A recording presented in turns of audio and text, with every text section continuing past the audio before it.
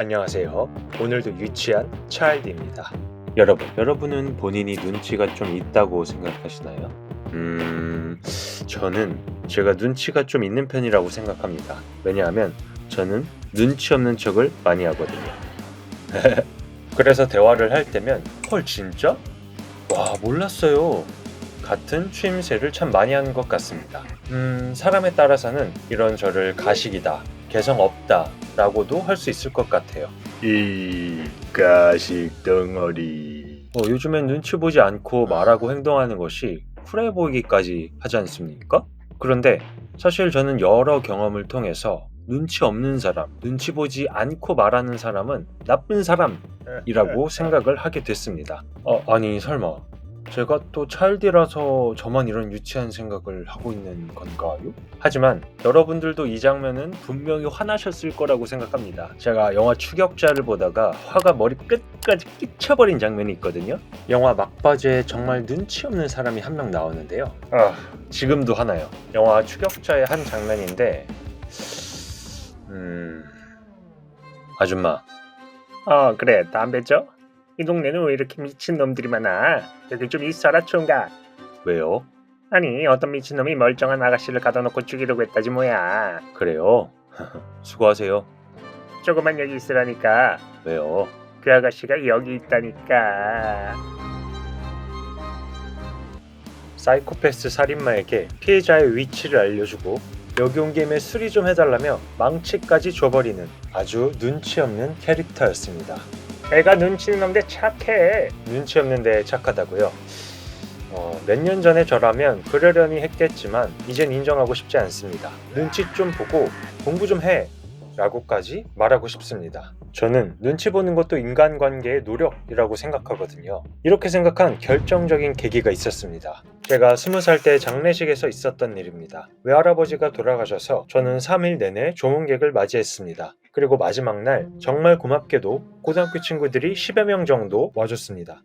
저도 20살이어서 이런 자리가 처음이었고 친구들도 처음이니까 조문하는 법 이런 거 잘 몰랐습니다.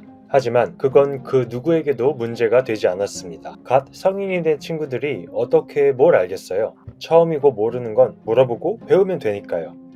무튼 그렇게 친구들의 조문이 끝나고 저는 친구들한테 인사하러 자리로 갔습니다. 그런데 그중 한 친구가 제가 그 자리에 있는데도 불구하고 친구들한테 이런 말을 하는 거예요. 우리 이따 클럽 갈래? 모두 깔끔하게 입었잖아.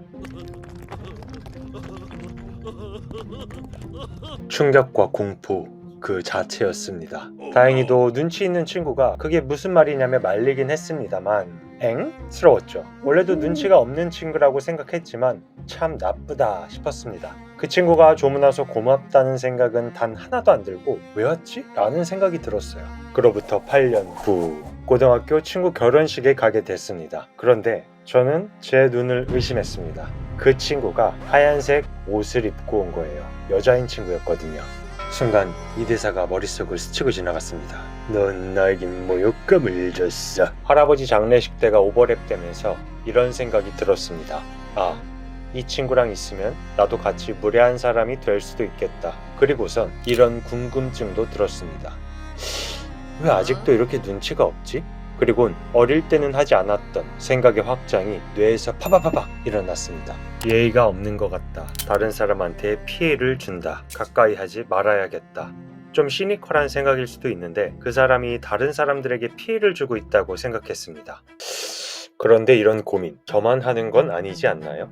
다른 나라 사람들은 어떻게 생각하는지 좀 궁금해서 구글에 대충 tactless people을 검색해봤습니다. 참 다양한 고민을 하는 사람들이 많았습니다. 그리고 그중 재미있는 글을 발견했는데 이 사람은 눈치를 이렇게 설명하더라고요. 눈치는 생명을 위협하는 상황 속에서 생존하기 위해 발달한 지능이다. 일단 재미있는 접근인 것 같습니다. 우리 영장류는 이빨과 손톱으로 하는 무차별적 폭력 대신 사람을 대하는 섬세한 예술인 눈치를 발전시켰다. 눈치는 특수한 종류의 예의다 라고 말합니다. 차일드가 유치하게 해석해보면 이런 내용인 것 같습니다. 야, 우리 영장류 인간이거든. 근데 너 거 좀 좋아 보인다. 좀 줘봐. 안 줘? 죽일래. 파국을 맛있게 먹었겠죠. 그래서 영장류는 눈치를 배웁니다. 야, 처먹기 싫으면 일로 와. 뭐 이런 것이 이 사람이 생각하는 섬세한 예의인 눈치 아닐까요? 저는 이 사람의 생각을 보고 이거 좀 그럴듯한데 라고 느낀 게 뭐냐면, 제가 눈치 없는 사람들을 경험하고 나서 들었던 느낌은 되게 직설적이다, 본능적이다 와 같은 느낌이었습니다. 그들은 마치 예의가 발달하지 못한 본능적인 영장류 같았다고 할까요? 대화가 발달한 호모사피엔스이기 때문에 언어로는 자신이 원하는 것을 표현할 수 있지만 그 방법이 너무나 본능에 충실한 직선인 거죠. 나리선, 직선 그 자체. 하지만 눈치를 기를 방법이 있습니다. 눈치라는 것은 감정지능, 즉 EQ와 관련이 있거든요. 상대방의 감정을 잘 읽고 대화를 할 수 있는 지능이 높다면 내가 최소한 눈치 없는 사람은 되지 않을 수 있지 않을까. 미국의 심리학자인 데니얼 골먼은 책에서 이런 말을 합니다. 최근 몇 년 동안 EQ는 성공한 사람들이 직업생활에서 보여주는 필수적인 기술이 되었으며, 이 개념을 이해하면 다른 사람들과 더 나은 관계를 구축하는 데 도움이 될 수 있다. 마치 눈치를 풀어서 설명한 듯 합니다. 그리고 몇몇 사람들은 EQ가 IQ보다 더 중요한 능력이라고 말합니다. 하버드 대학의 마케팅 앤 커뮤니케이션 책임자인 로렌 랜드리 역시 EQ의 중요성을 말하며 EQ 능력을 향상시킬 수 있는 방법들도 소개했죠.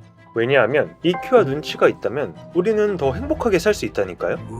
더 유치한 생각한다 이러실 수 있습니다. 그렇다면 여기 조금 더 직선적인 논문을 발표한 사람이 있습니다. 무려 논문 제목이 눈치입니다. 경북대학교 심리학과 교수인 허재용 교수님은 눈치와 관련된 논문을 발표했는데, 눈치 수준이 높은 사람은 자기 존중감과 생활 만족감이 더 높고 더 행복한 삶을 살 수 있다는 것입니다.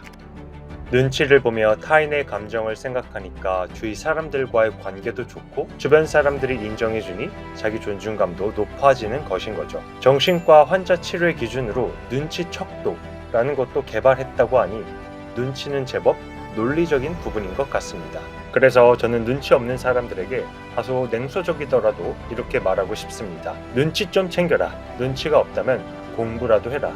연예인 차승원님은 이런 말을 했습니다. 능력이 없으면 열정이 있어야 하고, 열정도 없으면 겸손하기라도 해야 되고, 겸손하지도 못하면 눈치라도 있어야 한다.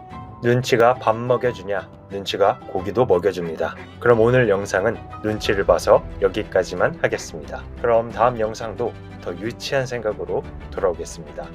잘들